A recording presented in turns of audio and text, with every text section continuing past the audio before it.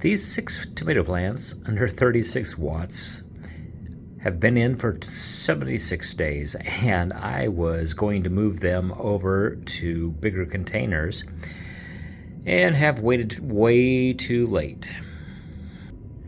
The 3 red velvet variety tomato plants have remained fairly short and are starting to produce some red tomatoes as well as blossoms, and I've been happy with these. They have a very dark green rugose type leaf. Not to be left out, the Dora Red are also putting some red tomatoes on.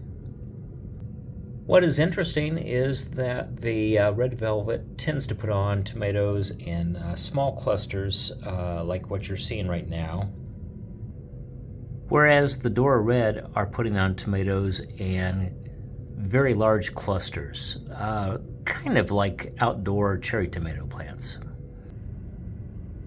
Just so you get a better idea of how many tomatoes are on the Dora Red, I'm going to try to come around the plant and show the amount of tomatoes that are on these clusters, because it's very impressive. So in terms of productivity, I am seeing a lot more tomatoes forming off of the Dora Reds.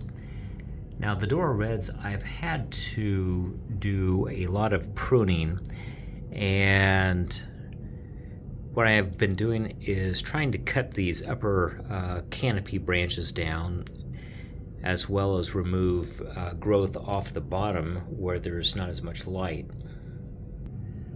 While I'm seeing some blossoms forming on the Dora Red plants, I seem to see a few more blossoms on the red velvet.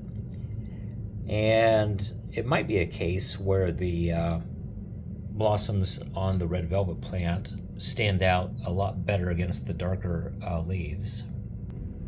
Or it could be a case that the Dora Red does not have enough capacity to put on more tomatoes, or maybe it just puts on tomatoes in flushes. So as I pick these, I'll see more blooms forming. These results have all been using 936, which is kind of a foliage plant type fertilizer. And even though that I've been using it, I've been getting quite a few tomatoes.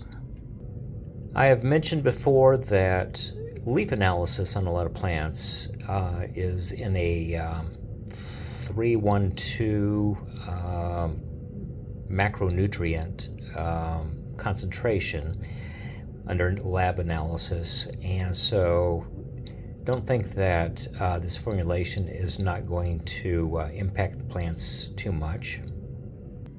I am considering moving over to something that is more in line with a tomato nutrient concentration, though.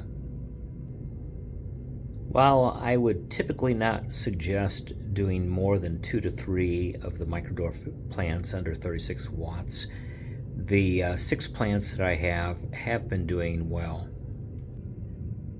Running this little Vornado type fan, I've been able to avoid doing normal pollination techniques such as shaking plants, or maybe taking a paintbrush and painstakingly going around and trying to pollinate.